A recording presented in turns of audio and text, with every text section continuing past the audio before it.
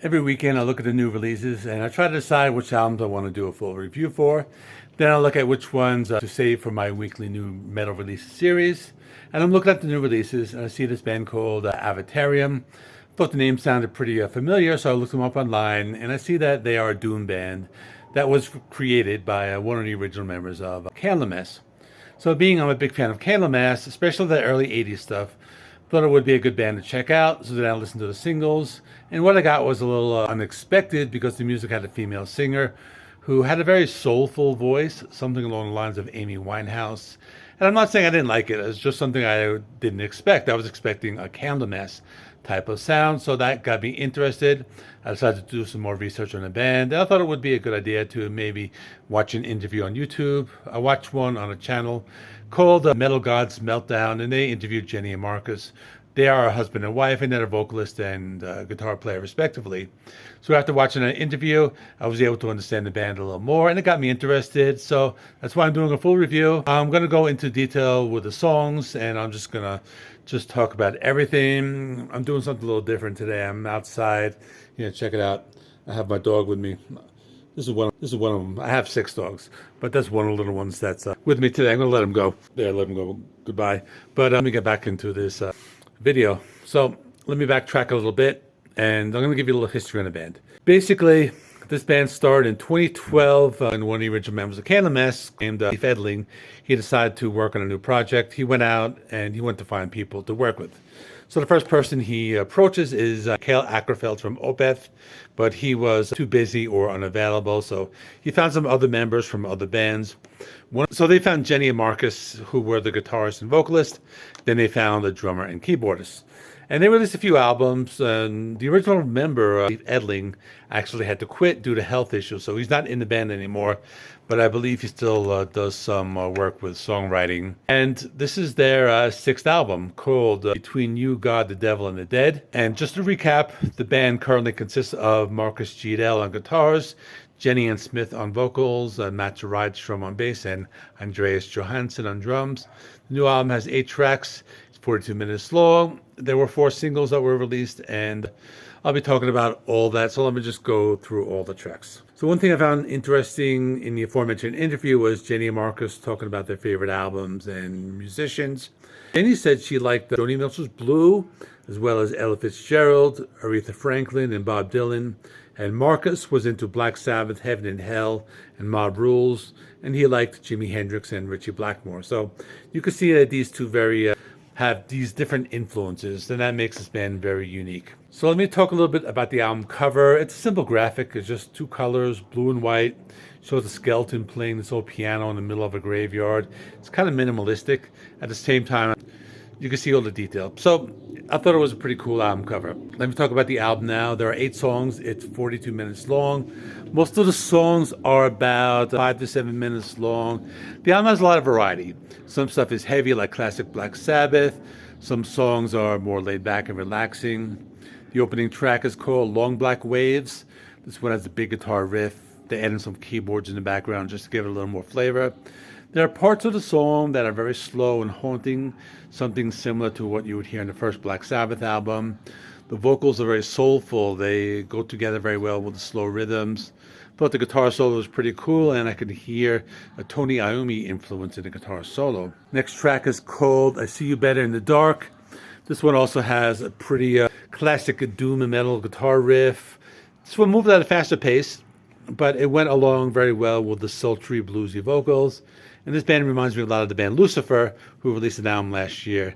And that's around the same time. I think the big difference is that the vocals with this band are much more bluesy. So I have 2 more dogs coming by me. Here's a shoeless, squinkly, a hairless Chihuahua mix. And there's the mother right there, which is just a Chihuahua. So anyway, back to this. The next song is called My Hair's on Fire, But I'll Take Your Hand. This is one of the softer songs, very laid back with just the vocals and the piano playing. They include some sustained power chords and some slower, heavy riffs, but in general, one of the more laid back ones. The song had a lot of variety. There were just some sections where it was just piano and drums, and the other sections where they had the full band with distorted guitars, and the guitar solo was pretty cool, as it was a slower guitar solo that was more in the background. Next song was very different. It was called Lovers Give a Kingdom to Each Other. It was different because it sounded more like some of that folk rock with some darker tones. There was some strumming acoustic guitar chords in the beginning, and also some thick bass guitar notes in the background. It was pretty cool. They had these jazzy undertones and reminded me of some early Black Sabbath again, but when they would incorporate these jazz and classical melodies into their song. I also like the fact that the bass guitar can be heard very well, and it just kind of has this like prominent role in creating the melody. Next track is called Being with the Dead, and it brings back that classic heavy doom metal sound. If anything, probably the only track with where they actually sound like Candlemass, with the exception of the vocals, of course. But they added their own flavor. There were a few melodies that had some psychedelic undertones, and the keyboards play a role in creating these haunted soundscapes in the background. And there's also a pretty cool keyboard solo, which sounded like something you would hear in Deep Purple, and it was pretty cool. But all right, I need to interrupt again. Check this out. One of the cats is coming down, and the dogs see her, so she can't really come down because the three dogs are in the bottom, but the white cat is up there. But eventually she'll just climb to the roof. So anyway, back to the video. Okay, I had to go inside now because the dogs were going to bark because of that cat. I don't know how long that's going to go on for. So I'm inside a different room. So let me continue with this review. Next one was pretty heavy. Classic doom metal called Until Forever and Again. This had some slow guitar riffs, haunting keyboards, and I tried to interpret the lyrics.